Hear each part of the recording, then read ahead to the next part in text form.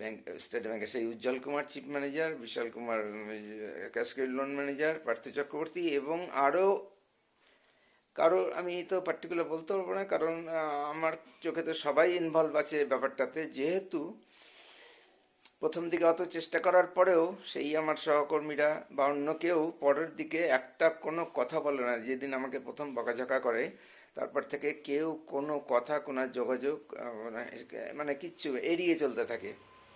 বুঝতে পেরেছিলাম সবারই সমর্থন আছে, ম্যানেজমেন্টের অন্যায় কাজটার প্রতি সবার সমর্থন আছে, আর আমার কোনো অন্যায় নেই, কিন্তু আমাকে মানে এরকম চাপে ফেলে আমি বলতে শুরু করে দিয়েছি যে আমি চাকরি করতে পারবো না, চাকরি ছেড়ে দেবো।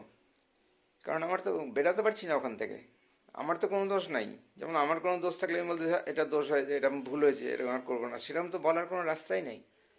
আমার একটুকুই ব্যাপার আছে যে আমাকে টাকাটা ফেরত দিচ্ছে না কেন, আর সেটা বলতে গেলেও বাজেভাবে, অত বাজেভাবে এত অ্যাগ্রেসিভলি উত্তর দিচ্ছে কেন। সে প্রথম দিন থেকেই ওই চিফ ম্যানেজার উজ্জ্বল কুমার আমার উপর একদম খড়গহস্ত, জানি না কি কারণ।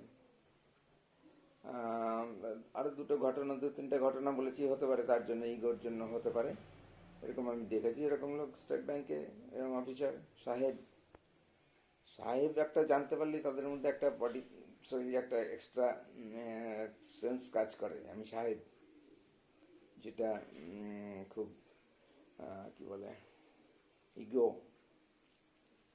সাহেব উচিত ইগো কাজ করে তাকে। তারা সব রকম কথা বা সমালোচনা সহ্য করতে হয়, যাকে সেটা আমার বিষয় না, কিন্তু এগুলো এগুলোর কারণে আমার আরও দুবার হয়েছে আগে, ভীষণ ভীষণ বহুত দিন ধরে আমি ভুগেছি, তার জন্যই আমার প্রেশার টেশারগুলো ঢুকেছে।